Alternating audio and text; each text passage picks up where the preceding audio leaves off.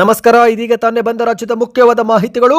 ಮಹಿಳಾ ಮತ್ತು ಮಕ್ಕಳ ಅಭಿವೃದ್ಧಿ ಇಲಾಖೆಯಿಂದ ಮೃತಪಟ್ಟ ಫಲಾನುಭವಿಗಳ ಸಂಖ್ಯೆ ಬಿಡುಗಡೆ, ಗೃಹಲಕ್ಷ್ಮಿ ಯೋಜನೆಯ ಎಷ್ಟು ಕಂತು ಬಿಡುಗಡೆ ಆಗಿದೆ, ಹೊಸದಾಗಿ ಅರ್ಜಿ ಹೇಗೆ ಸಲ್ಲಿಕೆ ಮಾಡಬೇಕು, ಎಲ್ಲ ಮಾಹಿತಿ ಬಂದಿವೆ ಸ್ನೇಹಿತರೆ. ಮತ್ತೊಂದಡಿಯಲ್ಲಿ ಗ್ಯಾರಂಟಿ ಯೋಜನೆಗಳಲ್ಲಿ ಗೋಲ್ಮಾಲ್ ಆಗಿದೆ ಎಂದು ಆರೋಶಕ್ ಅವರು ಟ್ವೀಟ್ ಮಾಡಿ ವಾಗ್ದಾಳಿ ಮಾಡಿದ್ದು, ರಾಜ್ಯ ಸರ್ಕಾರ ಶ್ವೇತ ಪತ್ರ ಹೊರಡಿಸಲಿ ಎಂದು ಆಗ್ರಹಿಸಿದ್ದಾರೆ. ಆ ಬಗ್ಗೆಯೂ ಕೂಡ ಮಾಹಿತಿ ನೋಡೋಣ. ಇನ್ನು ರೈತರಿಗೆ ಪಿಎಂ ಕಿಸಾನ್ ಸಮ್ಮಾನ್ ನಿಧಿ ಯೋಜನೆಯ ಪ್ರೋತ್ಸಾಹಧನ ಬಿಡುಗಡೆ ಬಗ್ಗೆ ಮುಖ್ಯವಾದ ಸೂಚನೆ. ಈ ಕೆಲಸ ಮಾಡದಿದ್ರೆ ನಿಮ್ಮ ಬ್ಯಾಂಕ್ ಖಾತೆಗೆ 2,000 ರೂಪಾಯಿ ಜಮಾ ಆಗೋದಿಲ್ಲ. ಏನಿದು ಮಾಹಿತಿ ನೋಡೋಣ ಸ್ನೇಹಿತರೆ. ಮತ್ತೊಂದೆಡೆಯಲ್ಲಿ ರಾಜ್ಯದ ಎಲ್ಲಾ ವಾಹನ ಸವಾರರಿಗೆ ಬಿಗ್ ಶಾಕ್. ಎಮಿಷನ್ ಟೆಸ್ಟ್ ದರದಲ್ಲಿ ಮತ್ತೆ ಏರಿಕೆ ಮಾಡಲಾಗಿದೆ. ಆರೋಶಕ್ ಅವರು ಈ ಬಗ್ಗೆ ಕಿಡಿಕಾರಿದ್ದು, ಎಷ್ಟು ಏರಿಕೆ ಮಾಡಲಾಗಿದೆ ಅದು ಕೂಡ ನೋಡೋಣ. ಇನ್ನು ಎಪಿಎಲ್ ಮತ್ತು ಬಿಪಿಎಲ್ ಪಡಿತರ ಚೀಟಿದಾರರಿಗೆ ಮುಖ್ಯವಾದ ಸೂಚನೆ. ಎಪಿಎಲ್ ಕಾರ್ಡ್ ಇರೋರು ಕೂಡ ಬಿಪಿಎಲ್ ಕಾರ್ಡ್ ಪಡೆದುಕೊಳ್ಳಬಹುದು. ಹೇಗೆ, ಏನಿದು ಹೊಸ ನಿಯಮ, ಎಲ್ಲ ಮಾಹಿತಿ ಡೀಟೇಲ್ ಆಗಿ ನೋಡೋಕ್ಕೂ ಮೊದಲು ನೀವು ಸುದ್ದಿ ಸಮಯ ಯೂಟ್ಯೂಬ್ ಚಾನಲ್ಗೆ ಮೊದಲು ಬಾರಿ ಭೇಟಿ ನೀಡುತ್ತಿದ್ರೆ ದಯವಿಟ್ಟು ಸಬ್ಸ್ಕ್ರೈಬ್ ಆಗಿ, ಪಕ್ಕದಲ್ಲಿ ಕಾಣಿಸುವ ಗಂಟೆ ಕೂಡ ಒತ್ತಿದ್ರೆ ಕರ್ನಾಟಕದ ಮಾಹಿತಿಗಳು ನಿಮಗೆ ಸಿಗುತ್ತವೆ. ವಿಡಿಯೋಗೆ ನೀವು ಲೈಕ್ ಮಾಡಿ ಮತ್ತು ವಿಡಿಯೋ ಕೊನೆವರೆಗೂ ನೋಡಿ. ಬನ್ನಿ ಸ್ನೇಹಿತರೆ, ಎಲ್ಲ ಸುದ್ದಿಗಳನ್ನು ಡೀಟೇಲ್ ಆಗಿ ನೋಡೋಣ. ನೀವು ಕೂಡ ಗೃಹಲಕ್ಷ್ಮಿ ಯೋಜನೆ ಫಲಾನುಭವಿಗಳಾಗಿದ್ದರೆ ಈಗಲೇ ವಿಡಿಯೋಗೆ ಲೈಕ್ ಮಾಡಿ ಮತ್ತು 2,000 ರೂಪಾಯಿ ಜಮಾವಾಯ್ತಾ, ಎಸ್ ಆರ್ ನೋ ಎಂದು ಕಮೆಂಟ್ ಮಾಡಿ. ಹೌದು, ಇದೀಗ ಮಹಿಳಾ ಮತ್ತು ಮಕ್ಕಳ ಅಭಿವೃದ್ಧಿ ಇಲಾಖೆಯಿಂದ ಗೃಹಲಕ್ಷ್ಮಿ ಯೋಜನೆ ಕುರಿತಂತೆ ಒಂದು ವರದಿ ಬಿಡುಗಡೆ ಮಾಡಲಾಗಿದೆ. ರಾಜ್ಯ ಸರ್ಕಾರದ ಪಂಚ ಗ್ಯಾರಂಟಿಗಳಲ್ಲಿ ಒಂದಾಗಿರುವ ಗೃಹಲಕ್ಷ್ಮಿ ಯೋಜನೆಯಡಿಯಲ್ಲಿ ಮಹಿಳೆಯರಿಗೆ 2,000 ರೂಪಾಯಿ ಜಮೆ ಮಾಡಲಾಗುತ್ತಿದ್ದು, ಆದರೆ ಮಹಿಳೆಯರ ಜೊತೆಗೆ ಅನರ್ಹರಿಗೂ ಕೂಡ ಈ ಒಂದು ಹಣ ಜಮಾ ಆಗ್ತಾ ಇದೆ. ಹೌದು, ಮೃತಪಟ್ಟವರು ಸೇರಿದಂತೆ ಅನಧಿಕೃತ ಬ್ಯಾಂಕ್ ಖಾತೆಗಳಿಗೆ ಲಕ್ಷಾಂತರ ಹಣ ಜಮಾ ಆಗುತ್ತಿದ್ದು, ಸದ್ಯ ಈ ಕುರಿತಂತೆ ಮಹಿಳಾ ಮತ್ತು ಮಕ್ಕಳ ಅಭಿವೃದ್ಧಿ ಇಲಾಖೆಯು ವರದಿ ಬಿಡುಗಡೆ ಮಾಡಿ ಸ್ಪಷ್ಟನೆ ಕೊಟ್ಟಿದೆ. ಗೃಹಲಕ್ಷ್ಮಿ ಯೋಜನೆಯಡಿಯಲ್ಲಿ ಏಪ್ರಿಲ್ 2026 ಅಂತ್ಯದ ವೇಳೆಗೆ ಇದುವರೆಗೆ 1,30,00,000ಕ್ಕೂ ಅಧಿಕ ಫಲಾನುಭವಿಗಳು ನೋಂದಣಿ ಮಾಡಿಕೊಂಡಿದ್ದು, ಈ ಪೈಕಿ ಇದುವರೆಗೆ 2,88,376 ಮಹಿಳೆಯರು ಮರಣ ಹೊಂದಿರುತ್ತಾರೆ ಎಂದು ಮಹಿಳಾ ಮತ್ತು ಮಕ್ಕಳ ಅಭಿವೃದ್ಧಿ ಇಲಾಖೆಯು ವರದಿಯಲ್ಲಿ ತಿಳಿಸಿದೆ. ಇದರಲ್ಲಿ ಸ್ನೇಹಿತರೆ 1,03,922 ಫಲಾನುಭವಿಗಳು ಮೃತ ಕುಟುಂಬದ ಯಜಮಾನಿ ಹೆಸರನ್ನು ತೆಗೆದು ಮುಂದಿನ ಯಜಮಾನಿ ಹೆಸರಲ್ಲಿ ಮರು ಅರ್ಜಿ ಹಾಕಿ ಧನ ಸಹಾಯ ಪಡೆದುಕೊಂಡಿದ್ದಾರೆ ಎಂದು ಕೂಡ ವರದಿಯಲ್ಲಿ ತಿಳಿಸಲಾಗಿದೆ. ಹೌದು, ಪ್ರಸ್ತುತ ಏಪ್ರಿಲ್ 2026 ಅಂತ್ಯದ ವೇಳೆಗೆ ಗೃಹಲಕ್ಷ್ಮಿ ಯೋಜನೆಯಲ್ಲಿ 1,30,00,000ಕ್ಕೂ ಅಧಿಕ ಫಲಾನುಭವಿಗಳು ಯಶಸ್ವಿಯಾಗಿ ನೋಂದಣಿ ಮಾಡಿಕೊಂಡಿರುತ್ತಾರೆ ಎಂದು ಮಹಿಳಾ ಮತ್ತು ಮಕ್ಕಳ ಅಭಿವೃದ್ಧಿ ಇಲಾಖೆಯು ಸ್ಪಷ್ಟಪಡಿಸಿದೆ. ಅಷ್ಟು ಮಾತ್ರವಲ್ಲ ಸ್ನೇಹಿತರೆ, ಇದುವರೆಗೆ 32 ಕಂತು ಕೂಡ ಜಮೆ ಮಾಡಲಾಗಿದೆ ಎಂದು ವರದಿ ಮಾಡಲಾಗಿದೆ. ನಿಮ್ಮ ಬ್ಯಾಂಕ್ ಖಾತೆಗೆ 32 ಕಂತು ಬಂದಿದೆಯಾ? ಕಮೆಂಟ್ ಮಾಡಿ. ಯಾಕಂದ್ರೆ ನಮಗೆ ಬರುತ್ತಿರೋ ಕಮೆಂಟ್ ನೋಡಿದ್ರೆ ಹಲವರಿಗೆ 31, 32 ಜಮಾ ಆಗಿಲ್ಲ, ಕೊನೆಯ ಕಂತು 30 ಆಗಿದೆ, ಇನ್ನು ಕೆಲವರಿಗೆ 28 ಕಂತು ಕೊನೆಯದಾಗಿದೆ ಎಂದು ಕಮೆಂಟ್ಗಳು ಬರುತ್ತಿವೆ. ನಿಮ್ಮ ಬ್ಯಾಂಕ್ ಖಾತೆಗೆ ಜಮಾ ಆಗ್ತಿದೆ, ನೀವು ನಮಗೆ ಕಮೆಂಟ್ ಮಾಡಿ ತಿಳಿಸಿ ಸ್ನೇಹಿತರೆ. ಮತ್ತು ನೋಂದಣಿ ಆದಂಥ ಫಲಾನುಭವಿಗಳ ಪೈಕಿ ಆದಾಯ ತೆರಿಗೆ ಪಾವತಿ ಮತ್ತು GST ಕಾರಣದಿಂದ 1,94,560 ಮಹಿಳೆಯರು ಕೂಡ ಇದ್ದು, ಅವರನ್ನು ಅನರ್ಹರೆಂದು ಪರಿಗಣಿಸಲಾಗಿದೆ ಎಂದು ಕೂಡ ವರದಿಯಲ್ಲಿ ತಿಳಿಸಲಾಗಿದೆ. ಅಂದಹಾಗೆ ಸ್ನೇಹಿತರೆ, ಹೊಸದಾಗಿ ಗೃಹಲಕ್ಷ್ಮಿ ಯೋಜನೆಗೆ ಅರ್ಜಿ ಹಾಕಿದ್ರೆ ಯಾವಾಗ ಹಣ ಜಮಾ ಆಗುತ್ತೆ, ಈ ಒಂದು ಪ್ರಶ್ನೆ ಇದ್ದು ಅದಕ್ಕೂ ಕೂಡ ಉತ್ತರ ಸರ್ಕಾರ ಕೊಟ್ಟಿದೆ.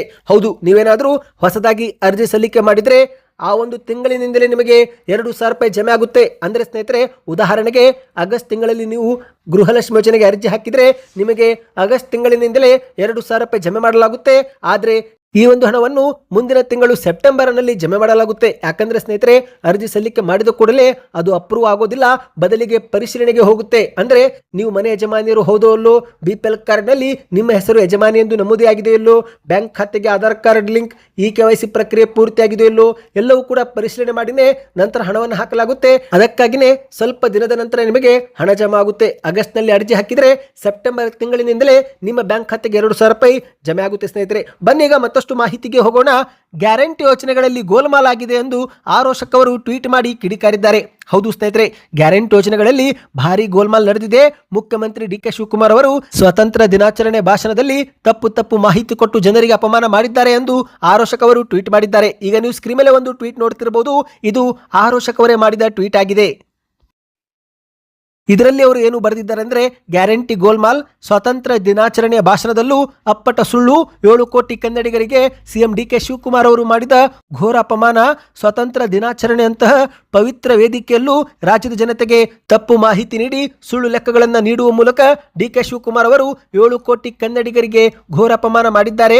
CM DK ಶಿವಕುಮಾರ್ ಅವರೇ, ನಿಮ್ಮದೇ ಸರ್ಕಾರದ ಅಧಿಕೃತ ಜಾಹೀರಾತುಗಳು, ಟ್ವೀಟ್ಗಳು ಮತ್ತು ಗ್ಯಾರಂಟಿ ಅನುಷ್ಠಾನ ಸಮಿತಿಯ ಪತ್ರಿಕಾ ಪ್ರಕಟಣೆ ನಡುವೆ ತಾಳೆಯಾಗದಂತ ಅಂಕಿಅಂಶಗಳ ಮಹಾಪೂರವೇ ಇದೆ. ಇದು ಕೇವಲ ಗೊಂದಲವಲ್ಲ, ಗ್ಯಾರಂಟಿ ಯೋಜನೆ ಹೆಸರಲ್ಲಿ ನಡೆಯುತ್ತಿರುವ ಬೃಹತ್ ಬ್ರಹ್ಮಾಂಡ ಭ್ರಷ್ಟಾಚಾರಕ್ಕೆ ತಾವೇ ಕೊಟ್ಟಿರುವ ಸಾಕ್ಷಿ ಗುಡ್ಡೆ. ಯಾವುದು ನಿಜ, ಯಾರದ್ದು ಸುಳ್ಳು? ಸಿಎಂ ಡಿಕೆ ಶಿವಕುಮಾರ್ ಅವರೇ ಉತ್ತರಿಸಿ. ಗೃಹಲಕ್ಷ್ಮಿ ಯೋಜನೆ ನಿಮ್ಮದೇ ಸರ್ಕಾರ ಮತ್ತು ಗ್ಯಾರಂಟಿ ಅನುಷ್ಠಾನ ಸಮಿತಿ ಅಧ್ಯಕ್ಷರಾದ ಎಚ್.ಎಂ. ರೇವಣ್ಣ ಹಾಗೂ ಉಪಾಧ್ಯಕ್ಷಕ ದಿನೇಶ್ ಗೂಳಿಗೌಡ ಅವರು ನೀಡಿರುವ ಅಧಿಕೃತ ಪ್ರಕಟಣೆಯಲ್ಲಿ ಫಲಾನುಭವಿಗಳ ಸಂಖ್ಯೆ 1,24,00,000 ಎಂದಿದೆ. ಕಾಂಗ್ರೆಸ್ ಸರ್ಕಾರ 3 ವರ್ಷ ಪೂರೈಸಿದ ಸಮಯದಲ್ಲಿ ಮೇ 25, 2026ರಂದು ಮುಖ್ಯಮಂತ್ರಿಗಳ ಕಚೇರಿ ಅಧಿಕೃತ ಎಕ್ಸ್ ಖಾತೆ ಪೋಸ್ಟ್ ಒಂದರಲ್ಲೂ ಕೂಡ ಫಲಾನುಭವಿಗಳ ಸಂಖ್ಯೆ 1,24,00,000 ಎಂದು ಹೇಳಲಾಗಿದೆ. ಆದರೆ ಇಂದಿನ ಸ್ವಾತಂತ್ರ್ಯ ದಿನದ ಭಾಷಣದಲ್ಲಿ ಸಿಎಂ ಡಿಕೆ ಶಿವಕುಮಾರ್ ಅವರು 1.28 ಕೋಟಿ ಎಂದು ಹೇಳುತ್ತಾರೆ. ಹಾಗಾದರೆ ಈ 4 ಲಕ್ಷ ಹೆಚ್ಚುವರಿ ಫಲಾನುಭವಿಗಳು ಯಾರು? ಯಾರ ಖಾತೆಗೆ ಹಣ ಹೋಗುತ್ತಿದೆ ಎಂದು ಆರೋಶಕ್ ಅವರು ಪ್ರಶ್ನೆ ಮಾಡಿದ್ದಾರೆ. ಒಂದೇ ಯೋಜನೆಗೆ 3 ಬೇರೆ ಬೇರೆ ದಿನಗಳಲ್ಲಿ ಸಾವಿರಾರು ಕೋಟಿ ರೂಪಾಯಿಗಳ ವ್ಯತ್ಯಾಸ ಹೇಗೆ ಸಾಧ್ಯ? ಈ 1 ಕೋಟ್ಯಾಂತರ ರೂಪಾಯಿ ಹಣ ಎಲ್ಲಿಗೆ ಹೋಯಿತು ಎಂದು ಪ್ರಶ್ನೆ ಮಾಡಿದ್ದಾರೆ. ಇಷ್ಟಕ್ಕೂ ಇಲ್ಲಿ ಯಾರು ಹೇಳುತ್ತಿರುವುದು ಸತ್ಯ, ಯಾರು ಹೇಳುತ್ತಿರುವುದು ಸುಳ್ಳು? ಮಾಜಿ ಸಿಎಂ ಸಿದ್ದರಾಮಯ್ಯನವರು ಹೇಳುತ್ತಿರುವುದು ಸುಳ್ಳ? ಹಾಲಿ ಸಿಎಂ ಡಿಕೆ ಶಿವಕುಮಾರ್ ಅವರು ಹೇಳುತ್ತಿರುವುದು ಸುಳ್ಳ? ಅಥವಾ ಗ್ಯಾರಂಟಿ ಅನುಷ್ಠಾನ ಸಮಿತಿ ಅಧ್ಯಕ್ಷರು ಮತ್ತು ಉಪಾಧ್ಯಕ್ಷರು ಹೇಳುತ್ತಿರುವುದು ಸುಳ್ಳ ಎಂದು ಆರೋಶಕ್ ಅವರು ಪ್ರಶ್ನೆ ಎತ್ತಿದ್ದಾರೆ. ಸಾರ್ವಜನಿಕರ ತೆರಿಗೆ ಹಣದಲ್ಲಿ ಗ್ಯಾರಂಟಿ ಅನುಷ್ಠಾನ ಸಮಿತಿ ಎಂದು ಅಧ್ಯಕ್ಷರು ಉಪಾಧ್ಯಕ್ಷರನ್ನು ನೇಮಿಸಿ ಅವರಿಗೆ ಕಾರು, ಭತ್ತೆ, ಆಡಂಬರದ ಸೌಲಭ್ಯಗಳನ್ನು ನೀಡುತ್ತಿದ್ದೀರಿ. ಸರ್ಕಾರಿ ಇಲಾಖೆಗಳು ಒಂದು ಲೆಕ್ಕ ನೀಡಿದರೆ ಈ ಸಮಿತಿಗಳು ಇನ್ನೊಂದು ಲೆಕ್ಕ ಕೊಡುತ್ತಿವೆ. ಇನ್ನು ಸಚಿವರು ಮತ್ತೊಂದು ಸುಳ್ಳು ಹೇಳುತ್ತಿದ್ದಾರೆ. ಈ ಎಲ್ಲ ಗೊಂದಲ ಸೃಷ್ಟಿ ಮಾಡಲೆಂದೇ ಅನುಷ್ಠಾನ ಸಮಿತಿಗಳನ್ನು ರಚನೆ ಮಾಡಿದ್ದೀರಾ ಎಂದು ಆರೋಶಕ್ ಅವರು ಪ್ರಶ್ನೆ ಮಾಡಿದ್ದಾರೆ. ಒಟ್ಟಿನಲ್ಲಿ ಸ್ನೇಹಿತರೆ, ಇದೀಗ ಆರೋಶಕ್ ಅವರು ಡಿಕೆ ಶಿವಕುಮಾರ್ ಅವರು ಕನ್ನಡಿಗರಿಗೆ ಕ್ಷಮೆ ಕೇಳಬೇಕು ಮತ್ತು ಗೃಹಲಕ್ಷ್ಮಿ ಯೋಜನೆ ಸೇರಿದಂತೆ ಗ್ಯಾರಂಟಿ ಯೋಜನೆಗಳ ಪ್ರತಿಯೊಂದು ಪೈಸೆ ವೆಚ್ಚ ಹಾಗೂ ಫಲಾನುಭವಿಗಳ ನಿಜವಾದ ಮಾಹಿತಿ ಒಳಗೊಂಡ ಶ್ವೇತ ಪತ್ರವನ್ನು ಅವರು ಬಿಡುಗಡೆ ಮಾಡಬೇಕು ಎಂದು ಟ್ವೀಟ್ ಮಾಡುವ ಮೂಲಕ ಆಗ್ರಹಿಸಿದ್ದಾರೆ. ಬನ್ನಿ ಮತ್ತೊಂದು ಮಾಹಿತಿಗೂ ಹೋಗೋಣ. ನೀವು ಕೂಡ ರೈತರಾಗಿದ್ದರೆ PM ಕಿಸಾನ್ ಸಮ್ಮಾನ್ ನಿಧಿ ಯೋಜನೆಗೆ ಅರ್ಜಿ ಹಾಕಿದ್ದೀರಾ? ಕಮೆಂಟ್ ಮಾಡಿ ಸ್ನೇಹಿತರೆ. ಹೌದು, ಕೇಂದ್ರ ಸರ್ಕಾರವು ಕೂಡ ರೈತರಿಗೆ 4 ತಿಂಗಳಿಗೊಮ್ಮೆ 2,000 ರೂಪಾಯಿ ಜಮೆ ಮಾಡುತ್ತೆ. ವರ್ಷಕ್ಕೆ 3 ಕಂತುಗಳಲ್ಲಿ 6,000 ರೂಪಾಯಿ ಹಣವನ್ನು ಹಾಕಲಾಗುತ್ತೆ. ಆದರೆ ಸ್ನೇಹಿತರೆ, ಈಗ PM ಕಿಸಾನ್ ಸಮ್ಮಾನ್ ನಿಧಿ ಯೋಜನೆ ಫಲಾನುಭವಿಗಳು ಈ ಒಂದು ಯೋಜನೆ ಮುಂದಿನ ಕಂತು ಪಡೆದುಕೊಳ್ಳಬೇಕಂದ್ರೆ ಈ KYC ಪ್ರಕ್ರಿಯೆ ಬಯೋಮೆಟ್ರಿಕ್ಗೆ ಒಳಗಾಗಬೇಕು. ಹೌದು, ಕೂಡಲೇ ಈ KYC ಪ್ರಕ್ರಿಯೆ ಪೂರ್ಣಗೊಳಿಸಿ. ಇಲ್ಲದಿದ್ದರೆ ಮುಂದಿನ ಕಂತು ನಿಮ್ಮ ಬ್ಯಾಂಕ್ ಖಾತೆಗೆ ಜಮೆ ಆಗುವುದು ವಿಳಂಬವಾಗಲಿದೆ. PM ಕಿಸಾನ್ ಸಮ್ಮಾನ್ ನಿಧಿ ಯೋಜನೆ ಅಡಿಯಲ್ಲಿ ಪ್ರೋತ್ಸಾಹ ಧನ ಮುಂದುವರಿಸಿಕೊಳ್ಳಲು ಅರ್ಹ ರೈತರು ಪ್ರತಿ ವರ್ಷ ಬಯೋಮೆಟ್ರಿಕ್ ಮತ್ತು ಈ KYC ಮಾಡಿಸುವುದು ಕಡ್ಡಾಯ ಎಂದು ಕೇಂದ್ರದ ಕೃಷಿ ಇಲಾಖಾ ನಿರ್ದೇಶಕರು ಮಾಹಿತಿ ಕೊಟ್ಟಿದ್ದಾರೆ. ಸ್ನೇಹಿತರೆ, 2019 ಫೆಬ್ರವರಿ 1ರಂದು ಈ ಒಂದು ಯೋಜನೆ ಜಾರಿಗೆ ಮಾಡಲಾಗಿದೆ. ಪ್ರತಿ 3 ಕಂತುಗಳಲ್ಲಿ ವರ್ಷದಲ್ಲಿ 6,000 ರೂಪಾಯಿ ಹಣವನ್ನು ಹಾಕಲಾಗುತ್ತೆ. ಆದರೆ ಈ ಒಂದು ಹಣವನ್ನು ಇನ್ನು ಮುಂದೆ ಪಡೆದುಕೊಳ್ಳಲು ಎಲ್ಲಾ ಫಲಾನುಭವಿಗಳು ಈ KYC ಪ್ರಕ್ರಿಯೆಗೆ ಒಳಗಾಗಬೇಕು. ಹೌದು ಸ್ನೇಹಿತರೆ, ಕೇವಲ 10 ನಿಮಿಷದಲ್ಲಿ KYC ಪ್ರಕ್ರಿಯೆ ಮುಕ್ತಾಯಗೊಳ್ಳಲಿದೆ. ಪ್ರಕ್ರಿಯೆ ಪೂರ್ತಿಯಾದ ಬಳಿಕ ನಿಮ್ಮ ಮೊಬೈಲ್ಗೂ ಕೂಡ ಮೆಸೇಜ್ ಕಳುಹಿಸಲಾಗುತ್ತೆ. ಒಂದು ನೀವು ಹತ್ತಿರದ ಸಾಮಾನ್ಯ ಸೇವಾ ಕೇಂದ್ರ ಅಥವಾ ಗ್ರಾಮೀಣ ಕೇಂದ್ರಕ್ಕೆ ಭೇಟಿ ಕೊಟ್ಟು ಬಯೋಮೆಟ್ರಿಕ್ ನೀಡಿ KYC ಪ್ರಕ್ರಿಯೆ ಪೂರ್ತಿಗೊಳಿಸಬಹುದು. ಅಥವಾ ಮನೆಯಲ್ಲೇ ಕುಳಿತು ಕೂಡ ಅಧಿಕೃತ PM ಕಿಸಾನ್ ವೆಬ್ಸೈಟ್ಗೆ ಭೇಟಿ ನೀಡಿ ಆಧಾರ್ ಕಾರ್ಡ್ ಸಂಖ್ಯೆ ನಮೂದಿಸುವ ಮೂಲಕವೂ ಕೂಡ KYC ಪ್ರಕ್ರಿಯೆ ಪೂರ್ತಿ ಮಾಡಿಕೊಳ್ಳಬಹುದು. ಹೌದು ಸ್ನೇಹಿತರೆ, ನೀವೇನಾದರೂ ರೈತರಾಗಿದ್ದರೆ KYC ಮಾಡಿಕೊಳ್ಳಿ, ಇಲ್ಲವೆಂದರೆ 2,000 ರೂಪಾಯಿ ಜಮಾ ಆಗೋದಿಲ್ಲ. ಈ ಒಂದು ಹಿಂದೆ ಯಾವ ರೀತಿ KYC ಪ್ರಕ್ರಿಯೆ ಮನೆಯಲ್ಲೇ ಕುಳಿತು ಮಾಡಬೇಕು ಎಂಬ ವಿಡಿಯೋ ಮಾಡಿಕೊಂಡು ಬಂದಿದ್ದೆವು. ಈಗ ಆ ಒಂದು ವಿಡಿಯೋ ನಿಮಗೆ ಮತ್ತೊಮ್ಮೆ ಬೇಕಂದ್ರೆ ಕಮೆಂಟ್ ಅಲ್ಲಿ ಈ KYC ವಿಡಿಯೋ ಎಂದು ಕಮೆಂಟ್ ಮಾಡಿ ಸ್ನೇಹಿತರೆ.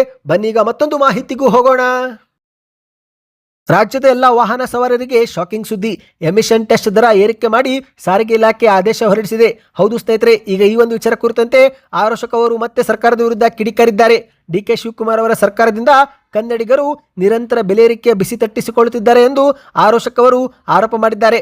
ಕರ್ನಾಟಕದಲ್ಲಿ ವಾಹನಗಳ ಹೊರಸೂಸುವಿಕೆ ಪರೀಕ್ಷಾ ಅಂದರೆ ವಾಯುಮಾಲಿನ್ಯ ಶುಲ್ಕವನ್ನು ಈಗ ಮತ್ತೆ ದಿಢೀರನೆ ಹೆಚ್ಚಳ ಮಾಡಿದ್ದಕ್ಕೆ ಆರೋಶಕ್ ಅವರು ಕಿಡಿಕಾರಿದ್ದಾರೆ. ಸರ್ಕಾರದ ಈ ಒಂದು ನಿರ್ಧಾರ ಜನಸಾಮಾನ್ಯರ ಮೇಲೆ ಹೆಚ್ಚುವರಿ ಆರ್ಥಿಕ ಹೊರೆ ಹೊರಿಸಲಿದೆ ಎಂದು ಅವರು ಕಿಡಿಕಾರಿದ್ದಾರೆ. ಹೌದು ಸ್ನೇಹಿತರೆ, ಇತ್ತೀಚಿನ ದಿನಗಳಲ್ಲಿ ಕಾಂಗ್ರೆಸ್ ಸರ್ಕಾರ ಆಡಳಿತ ಬಂದ ನಂತರ ಹಾಲಿನ ದರ, ವಿದ್ಯುತ್ ಶುಲ್ಕ, ಬಸ್ ಟಿಕೆಟ್, ಮೆಟ್ರೋ ಪ್ರಯಾಣ ದರ ಸೇರಿದಂತೆ ಮುದ್ರಾಂಕ ಮತ್ತು ಆಸ್ತಿ ನೋಂದಣಿ ಸೇರಿ ಹಲವು ಶುಲ್ಕಗಳು ಹೆಚ್ಚಾಗಿದ್ದು, ಈಗ ಇದೇ ಮಧ್ಯೆ ಸಾರ್ವಜನಿಕರಿಗೆ ವಾಹನಗಳ ಮಾಲಿನ್ಯ ಪರೀಕ್ಷಾ ಶುಲ್ಕವು ಕೂಡ ಹೆಚ್ಚಿಗೆ ಮಾಡಿದ್ದು ಗಾಯದ ಮೇಲೆ ಬಿಸಿ ನೀರು ಚೆಲ್ಲಿದಂತಾಗಿದೆ ಎಂದು ಆರೋಶಕ್ ಅವರು ಆಕ್ರೋಶ ವ್ಯಕ್ತಪಡಿಸಿದ್ದಾರೆ. ಅಂದಹಾಗೆ ಸ್ನೇಹಿತರೆ, ಇತ್ತೀಚೆಗಷ್ಟೇ ಬೆಂಗಳೂರಿನ ವಾಹನ ಮಾಲೀಕರು ಇನ್ನು ಮುಂದೆ ಮನೆ ಮುಂದೆ ವಾಹನ ನಿಲ್ಲಿಸುವ ಪಾರ್ಕಿಂಗ್ ಕೂಡ ಶುಲ್ಕವನ್ನು ಕಟ್ಟಬೇಕು ಎನ್ನುವ ನಿಯಮ ಜಾರಿಗೆ ಮಾಡಲಾಗುವುದು ಎಂದು ಸುದ್ದಿ ಹರಿದಾಡಿತ್ತು.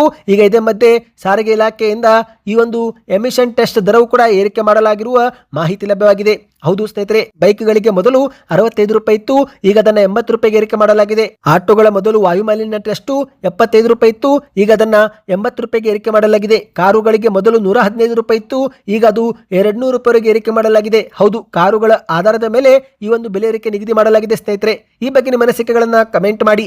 ಬನ್ನಿ ಮತ್ತೊಂದು ಮಾಹಿತಿಗೆ ಹೋಗೋಣ. ಎಪಿಎಲ್ ಮತ್ತು ಬಿಪಿಎಲ್ ಪಡಿತರ ಚೀಟಿದಾರರಿಗೆ ಮುಖ್ಯವಾದ ಸೂಚನೆ. ನಿಮ್ಮ ಹತ್ತಿರವೂ ಕೂಡ ಎಪಿಎಲ್ ಕಾರ್ಡ್ ಇದ್ರೆ ನೀವು ಕೂಡ ಬಿಪಿಎಲ್ ಕಾರ್ಡ್ ಪಡೆದುಕೊಳ್ಳಬಹುದು. ಯಾಕಂದ್ರೆ ಬಿಪಿಎಲ್ ಕಾರ್ಡ್ನ ಆದಾಯ ಮಿತಿಯನ್ನು ಏರಿಕೆ ಮಾಡಲಾಗುತ್ತಿದೆ. ಹೌದು ಸ್ನೇಹಿತರೆ, ಕರ್ನಾಟಕದಲ್ಲಿ ಈಗ ಮೊದಲಿಗೆ ಬಿಪಿಎಲ್ ಪಡಿತರ ಚೀಟಿದಾರರಿಗೆ ಒಂದು ಸಿಹಿ ಸುದ್ದಿ ಕೂಡ ಸಿಕ್ಕಿದೆ. ಅದೇನೆಂದ್ರೆ, ಏನು ಬಿಪಿಎಲ್ ಕಾರ್ಡ್ ಅನ್ನು ರದ್ದು ಮಾಡಲಾಗುತ್ತಿತ್ತು ಆ ಒಂದು ಪ್ರಕ್ರಿಯೆ ಸರ್ಕಾರ ತಾತ್ಕಾಲಿಕವಾಗಿ ತಡೆ ಹಿಡಿದಿದೆ ಎಂದು ಆಹಾರ ಇಲಾಖೆ ಅಧಿಕಾರಿಗಳು ಸ್ಪಷ್ಟನೆ ಕೊಟ್ಟಿದ್ದಾರೆ. ಮತ್ತು ಸ್ನೇಹಿತರೆ, ಎಲ್ಲಾ ಫಲಾನುಭವಿಗಳು ಸೆಪ್ಟೆಂಬರ್ 30ರೊಳಗೆ ನ್ಯಾಯಬೆಲೆ ಅಂಗಡಿಗಳಿಗೆ ಭೇಟಿ ಕೊಟ್ಟು ಈ ಕೆವೈಸಿ ಕೂಡ ಮಾಡಿಸಿಕೊಳ್ಳಬೇಕು ಎಂದು ಸೂಚನೆ ಕೊಡಲಾಗಿದೆ. ಆದರೆ ಈಗ ಒಂದು ಸಿಹಿ ಸುದ್ದಿ ಏನಂದ್ರೆ, ಎಪಿಎಲ್ ಪಡಿತರ ಚೀಟಿ ಹೊಂದಿರುವವರು ಕೂಡ ಇನ್ನು ಮುಂದೆ ಬಿಪಿಎಲ್ ಕಾರ್ಡ್ ಪಡೆದುಕೊಳ್ಳಬಹುದು. ಯಾಕಂದ್ರೆ ಬಿಪಿಎಲ್ ಕಾರ್ಡ್ಗೆ 1.20 ಲಕ್ಷ ಆದಾಯ ಮಿತಿ ಇದ್ದು, ಇದೀಗ ಈ ಒಂದು ಆದಾಯ ಮಿತಿಯನ್ನು ಸರ್ಕಾರ ವಿಸ್ತರಿಸಲು ಮುಂದಾಗಿದೆ. ಬಿಪಿಎಲ್ ಕಾರ್ಡ್ನ ಆದಾಯ ಮಿತಿ 3 ಲಕ್ಷಕ್ಕೆ ಹೆಚ್ಚಿಗೆ ಮಾಡಲು ಸರ್ಕಾರ ಚಿಂತನೆ ನಡೆಸಿದೆ. ಒಂದೊಮ್ಮೆ ಸ್ನೇಹಿತರೆ, ಈ ಒಂದು 3 ಲಕ್ಷದ ಮಿತಿ ಜಾರಿಗೆ ಆದರೆ ಆಗ ಮತ್ತೆ ಹಲವು ಕುಟುಂಬಗಳು ಬಿಪಿಎಲ್ ಕಾರ್ಡ್ಗೆ ಅರ್ಹರಾಗುತ್ತಾರೆ. ಅಂದ್ರೆ ಎಪಿಎಲ್ ಇಂದ ಬಿಪಿಎಲ್ಗೆ ನೀವು ಹೋಗಬಹುದು ಸ್ನೇಹಿತರೆ. ಆಗ ಮತ್ತೆ ನಿಮಗೆ ಸರ್ಕಾರದ ಇನ್ನೂ ಹಲವು ಸೌಲಭ್ಯಗಳು ಸಿಗಲಿವೆ ಸ್ನೇಹಿತರೆ. ಇನ್ನು ಮುಂದಿನ ದಿನಗಳಲ್ಲಿ ಯಾವ ರೀತಿ ಅರ್ಜಿ ನೀವು ಸಲ್ಲಿಕೆ ಮಾಡಬೇಕಾಗುತ್ತೆ, ಏನೆಲ್ಲ ದಾಖಲೆಗಳು ಕೊಡಬೇಕಾಗುತ್ತೆ ಎನ್ನುವ ಮಾಹಿತಿ ನಾವು ನಿಮಗೆ ತಂದು ಕೊಡುತ್ತೇವೆ. ಅಲ್ಲಿವರೆಗೆ ಚಾನಲ್ಗೆ ನೀವು ಸಬ್ಸ್ಕ್ರೈಬ್ ಮಾಡಿಕೊಳ್ಳಿ. ವಿಡಿಯೋ ಇಷ್ಟವಾಗಿದ್ದರೆ ಲೈಕ್ ಮಾಡಿ, ನಿಮ್ಮ ಅನಿಸಿಕೆಗಳನ್ನು ಈಗಲೇ ಕಮೆಂಟ್ ಮಾಡಿ.